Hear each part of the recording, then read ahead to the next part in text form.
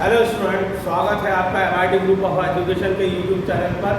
आज हमारा जो वीडियो है वो है वैद्युत द्विध्रुव की निरक्षीय रेखा की अनुप्रस्थ निरक्षीय रेखा में स्थित किसी बिंदु पर वैद्युत क्षेत्र की तीव्रता, इसे अनुप्रस्थ स्थिति भी कहा जाता है। इस बार से हम लोग इंग्लिश मीडियम और हिंदी मीडियम के वीडियो को, जो बड़े टॉपिक हैं, उन दोनों वीडियो को अलग अलग बनाएंगे। ये हमारे पास कुछ स्टूडेंट्स की कॉल आई है, तो उनका कहना यह है कि दोनों वीडियो एक ही जगह होने पर कभी कभी वो इसे वीडियो को छोड़ देते हैं और वो देख नहीं पाते हैं।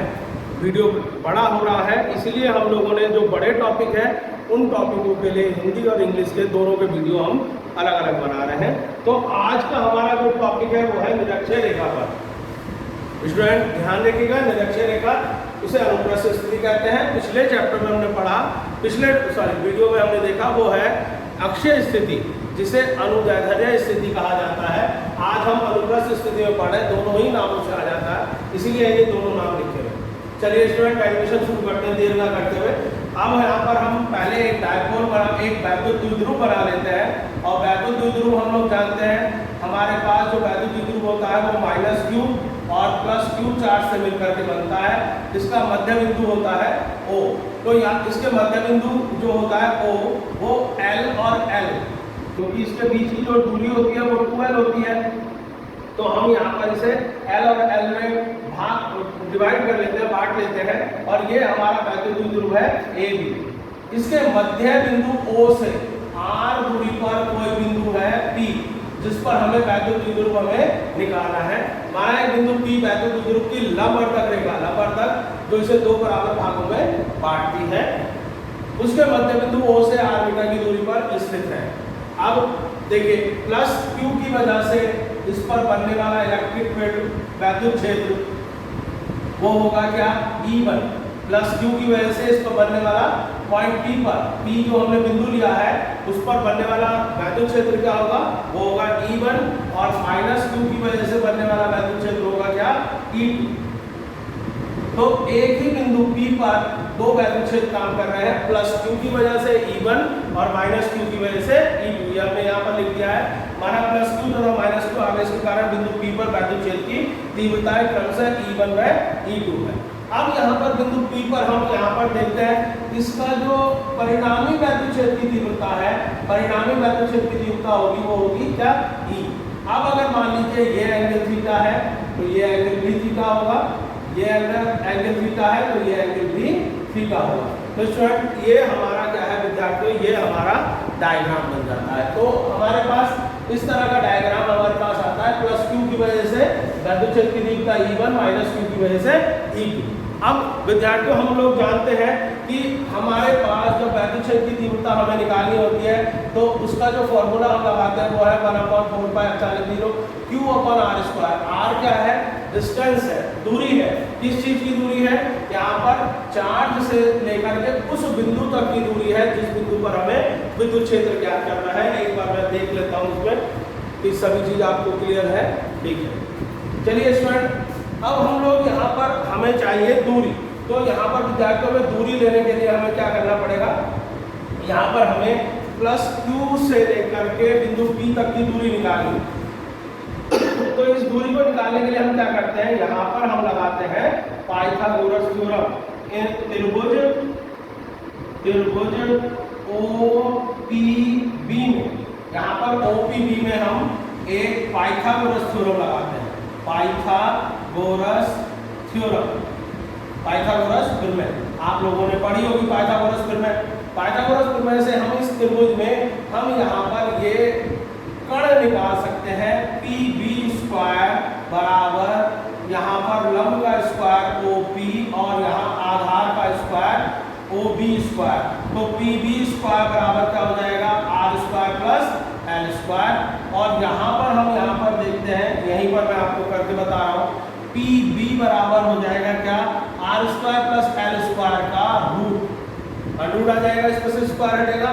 तो इसी प्रकार हम लिख सकते हैं क्या, अगर मैं ये वाला ट्रायंगल लेता तो हमारे पास क्या था, PA = PB = √r² + l² हो जाएगा या नहीं स्टूडेंट, बताइए क्यों विद्यार्थियों। ये हो जाएगा या नहीं, OPB पाइथागोरस में लगाते हैं हम, PB का स्क्वायर बराबर POP का स्क्वायर, OB का स्क्वायर। हम यहाँ पर इस तरह से पाइथागोरस थ्योरम से हम ये वाली दूरियां हम निकाल लेते हैं। क्या, प्लस Q आवेश से बिंदु P की दूरी और माइनस Q आवेश से बिंदु P की दूरी, दोनों की दूरी हमें मिल जाती है क्या, ER² प्लस L²। अब हम यहाँ पर क्या करते हैं, सबसे पहले हम यहाँ पर प्लस Q की वजह से उत्पन्न होने वाला वैद्युत क्षेत्र निकालते हैं। प्लस Q की वजह से उत्पन्न होने वाला वैद्युत क्षेत्र निकालते हैं। प्लस Q आवेश के कारण, आवेश के कारण वैद्युत क्षेत्र की तीव्रता क्या हो जाएगी, E1 बराबर 1/4 pi epsilon 0 Q upon √R² plus L² हो जाएगा या नहीं विद्यार्थियों। अब यहाँ पर इसका रूट हो जाएगा क्योंकि दूरी क्या है, ये √ में है, R² प्लस L² इसका स्क्वायर हो गया। तो E1 इक्वल टू हमें मिल जाएगा 1/4 pi epsilon 0 Q upon R² plus L²। इस तरह से हमें प्लस Q आवेश के कारण हमें यहाँ पर वैद्युत क्षेत्र की तीव्रता मिल गई। इसी तरह से माइनस Q आवेश की वजह से निकालिए, माइनस Q आवेश के कारण, अगर हम यहाँ माइनस Q आवेश के कारण निकालते हैं तो E2 equal to 1/4 pi epsilon 0 √R² plus L² का होल स्क्वायर। तो E2 की वैल्यू आ जाती है हमारे पास 1/4 pi epsilon 0 Q upon R² plus L²।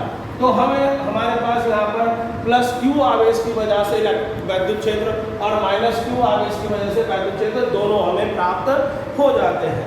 अब जब हमारे पास वैद्युत क्षेत्र प्राप्त हो गए तो हम यहाँ पर क्या करें, बिंदु P पर परिणामी निकालें। तो परिणामी निकालने के लिए अक्षय स्थिति में हम दोनों एक दूसरे के विपरीत थे, तो हमने दोनों को घटा दिया था। पर यहाँ पर ये दोनों एक बिंदु पर एंगल बनाते हुए काम कर रहे हैं, तो हम यहाँ पर नहीं घटा सकते और ना ही जोड़ सकते हैं।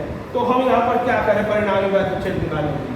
तो विद्यार्थियों, आप लोगों ने एक वेक्टर में पढ़ा है, या फिर नहीं भी पढ़ा है तो आप उसे ध्यान रखिएगा।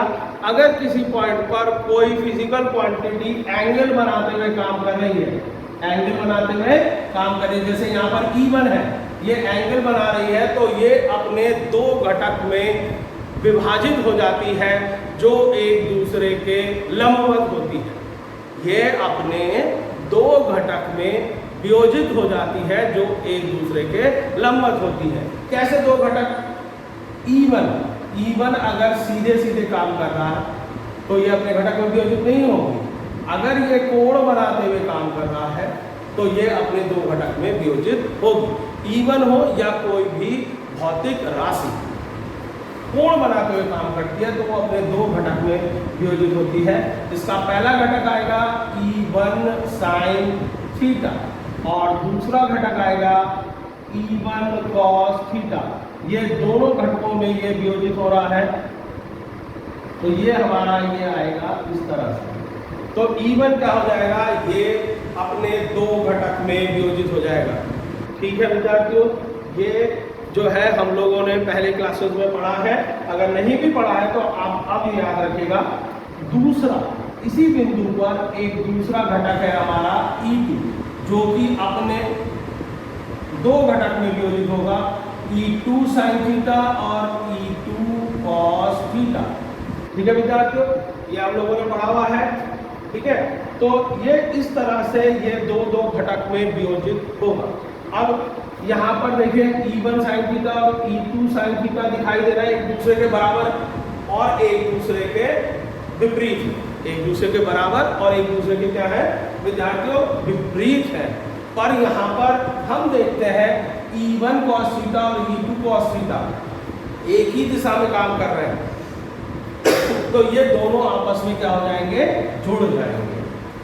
ध्यान दीजिएगा स्टूडेंट, ये दोनों आपस में क्या होंगे, जुड़ जाएंगे। तो जब हमें यहाँ पर परिणामी वैद्युत क्षेत्र की तीव्रता निकालनी होगी तो हम वो वहाँ पर क्या करेंगे, परिणामी वैद्युत क्षेत्र की तीव्रता बिंदु P पर